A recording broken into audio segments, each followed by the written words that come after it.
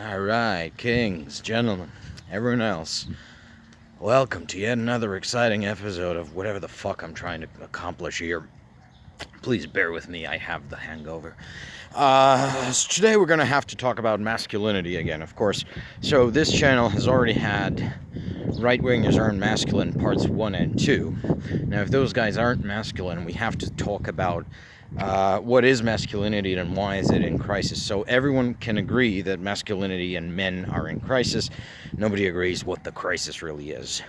And this video was inspired by another video I saw of just taking a shit this morning, and I was scrolling through YouTube because I don't know, I have the brain rot, whatever the fuck. Anyways, this lady comes up, and the video is called Men Have a Boringness Epidemic. Very, very, very pithy, I gotta say. Beautiful, beautiful title. Now, I opened the video, and the first 30 seconds actually make perfect sense. You know, men are boring. Men are not very interesting in the modern day. And then she starts trailing off about some frankly bullshit, you know, just reframes the standard radical feminist bullshit about patriarchy destroying women, yada yada yada, blah blah blah blah blah. But you're reframing it as this is just old.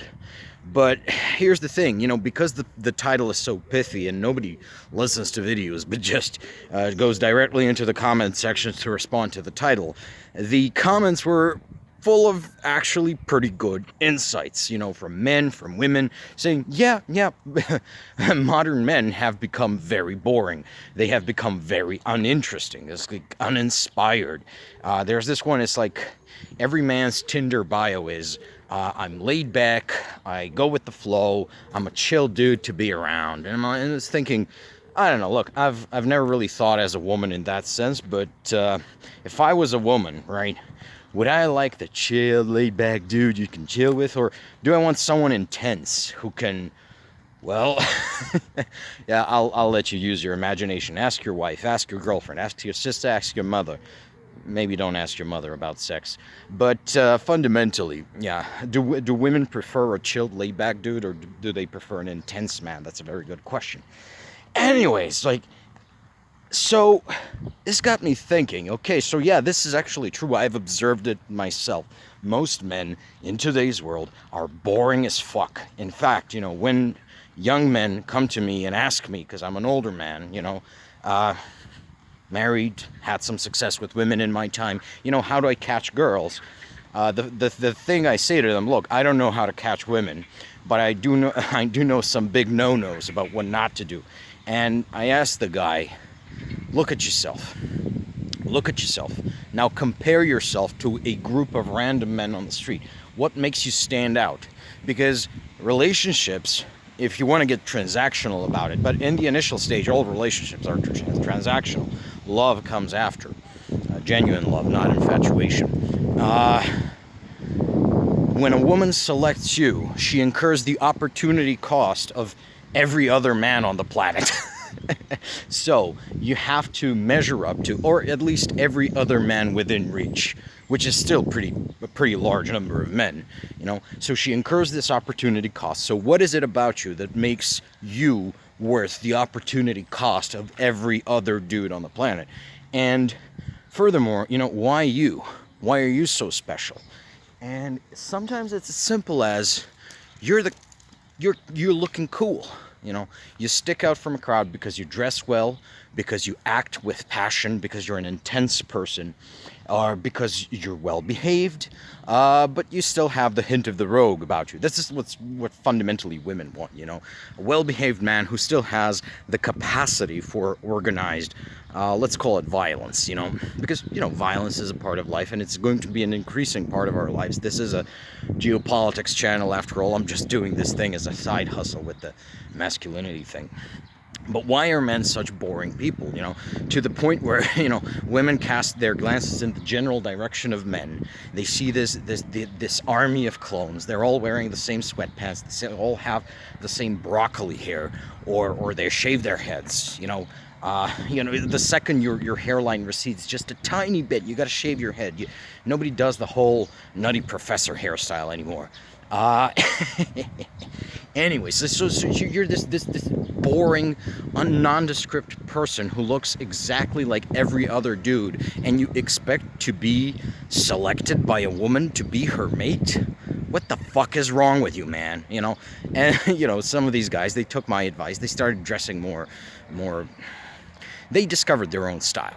At the start, they experimented. They found a style they were comfortable with. It makes them stick out. That I could recognize them from a mile away. Hey, that's my friend so and so, because he acts and dresses and behaves in this very specific manner. But you got to ask yourself this question: why are men this boring? The answer is risk mitigation. Now, to do this, to explain why, we have to go into the differences between what is a man and what is a woman, and more specifically what is male and female, and how these four categories relate to each other.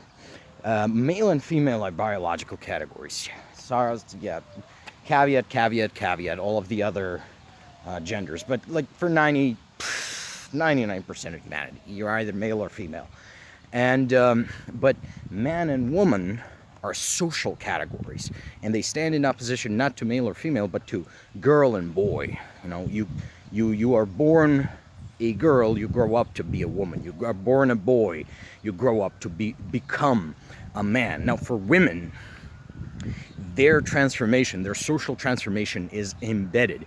So traditionally, the moment when a girl becomes a woman, there's even a song about it, is menarche, the first menstruation. This is where basically a woman is, against her will, initiated. A girl is initiated into womanhood, and this is why for women it's actually a lot easier. Mrs. Gilvey, she's disagreeing with me about all of these things, but fundamentally it is. Whereas for men, while transformations do actually occur to your body as you become a man, as you're gradually becoming a man, your voice breaks, you become tall, your muscle mass expands, you start getting boners, and they're a lot more interesting once you start growing a beard. You get hair all over your body, if you're lucky. Some people are not so lucky to get hair all over their bodies. They're very bald and look like giant babies. But there's nothing nearly as dramatic as menarche. Nothing nearly as dramatic as menarche that happens to men. And furthermore, becoming a man is more like graduating school. To become initiated into the brotherhood of men, this is an initiatic process. Both are, essentially. You have to perform things which exist outside of your body, and thus prove your manhood to other men, older men, who will then accept you into the brotherhood, into the fellowship of man. And I've been inside. There's a room and an altar and everything. It's a giant dick-shaped building. There's one in every city. Women, if you know about this, please don't go in. It's our place. Men, if you don't know where it is, it's the nearest dick-shaped building in your city. And that's how it used to be, at any rate. But we have experienced, for various reasons, in all across the world, really, but especially in the English-speaking nations, and in the nations which very closely interact with English-speaking culture, we have experienced all sorts of essentially epistemic collapse. We don't know shit about Shinola. Our maps of reality are all out of whack, and we're using very bad proxies to basically just navigate our lives. And for this reason, this is why basically I made the video about right-wingers are not masculine, because I'm trying to reassert the traditional ideals of masculinity, which were loyalty, honesty, and sacrifice. A man is loyal to his friends, his family, his country, his ideals. A man keeps his words, both in business, but also in matters of the mind, and if you can't keep your word, are you fit for society, really? And ultimately, a man sacrifices. A man must be willing to sacrifice himself, both in terms that he should work and earn to support a family, to support a community. He should sacrifice in the sense that if it comes to it, us men are going to be conscripted. For example, there's a war in Ukraine right now. There's a lot of women fighting in the Ukrainian armed forces, but they're voluntarily there. It's the men who are getting conscripted, against their will. You got to be prepared to accept that. Otherwise, you're never going to be a man. And there's a million other sacrifices you got to make as a man. None of them are as dramatic as fighting and dying in a war, but every day as a man you make a million little sacrifices, and you have to make those, right? But that's the classical conception of manhood. That's the one that has survived here in the Mediterranean, I suppose from the time of the Romans, because we're all post-Roman civilizations here, post-Roman nations in the Mediterranean. And like I said, we are in a state of epistemic collapse in the Western world. If you speak English, right, if you understand English, this collapse has touched you. If English is your native language, you get a front row seat. And because of this, men don't know what to do, because like when feminists say fragile masculinity, they don't mean men are fragile. What they mean is that you can lose your status as a man very easily. You can be ejected out of the brotherhood of men, and this happens a lot easier to men than it does to women. Like I said to the missus, look, if you walk around wearing a man's shirt, you do not get unwoman. But if I walk around wearing a dress, I get unmanned. I am no longer a man. I can very easily lose my status, my social status as a man, if I put on a dress and started wearing it around the city. So, because our maps of reality have checked out, we no longer have valid maps of reality. Nobody knows what to do. Nobody knows shit from Shinola. Men are adopting risk mitigation strategies. You do everything you can to stop yourself from losing the status of man, and masculinity becomes very, very, very fragile, And so, what's the result? It's the result, this tyranny of uncertainty. If you're not certain what is a man, you're gonna just stop doing things that could expose you to risk. And so men just turn into these cookie cutter, boring people that, I'm not a woman, but I notice it too.